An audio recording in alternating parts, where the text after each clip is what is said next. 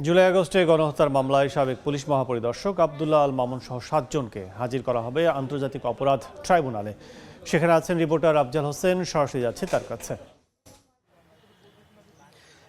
জুলাই আগস্টের গণহত্যার মামলায় আজকে ৬ জন সাবেক পুলিশ কর্মকর্তা এবং একজন সাবেক সেনা কর্মকর্তা জিয়াউল আহসান তাকে ট্রাইব্যুনালে হাজির করা হচ্ছে। এর মধ্যে পুলিশের সাবেক মহাপরিদর্শক আব্দুল্লাহ আল মামুন তাকে হাজির করা হয়েছে এবং এনটিএমসির সাবেক মহাপরিচালক সাবেক সেনা কর্মকর্তা জিয়াউল আহসানকেও কিন্তু ট্রাইব্যুনালে হাজির করা হয়েছে। আর বাকি ৫ জন তাদেরকে নিয়ে আসা হচ্ছে কারাগার থেকে। তারা অল্প কিছুক্ষণের মধ্যে ট্রাইব্যুনালে এসে পৌঁছাবেন।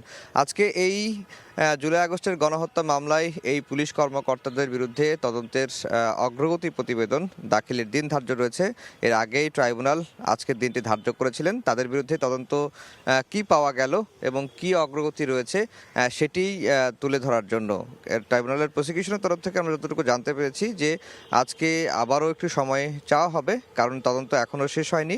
তদন্ত শেষ করতে আরও কিছু সময় লাগবে। সে কারণে ট্রাইব্যুনালের কাছে তাদের সময় চেয়ে আবেদন করবেন এবং কয়েকজন কর্মকর্তাকে জিজ্ঞাসাবাদের অনুমতি চাইতে পারেন, এমনটি আমরা এখন পর্যন্ত জানতে পেরেছি। আর ট্রাইব্যুনালের প্রসিকিউশনের তরফ থেকে বারবারই যেটি বলা হচ্ছে যে এই সকল পুলিশ কর্মকর্তা বা একজন সাবেক সেনা কর্মকর্তা তারা জুলাই আগস্টের আন্দোলনের সময় নির্বিচারে ছাত্র জনতার উপর গুলি চালিয়েছে এবং গুলি চালানোর নির্দেশ দিয়েছে মাঠ পর্যায়ে থেকে, এবং তারা বাস্তবায়নও করেছে এবং তাদের পরিকল্পিতভাবে ছাত্র জনতার উপর নিরস্ত্র ছাত্র জনতার উপর গুলি চালানোর কারণে প্রায় ১৫০০ মানুষ শহীদ হয়েছেন। প্রায় ৩০,০০০-এর বেশি ছাত্র জনতা কিন্তু এই জুলাই আগস্টের আন্দোলনে আহত হয়েছেন।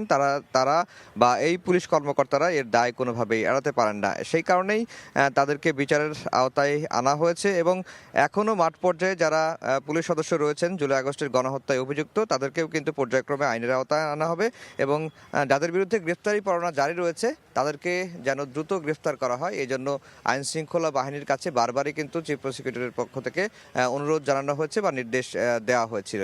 তো আজকে ৬ জন পুলিশ কর্মকর্তা একজন সেনা কর্মকর্তাকে ট্রাইব্যুনালে হাজির করা হচ্ছে এর মধ্যে ২ জনকে হাজির করা হয়েছে। তো এই ছিল আন্তর্জাতিক অপরাধ ট্রাইব্যুনাল থেকে আমার কাছে সবশেষ খবর।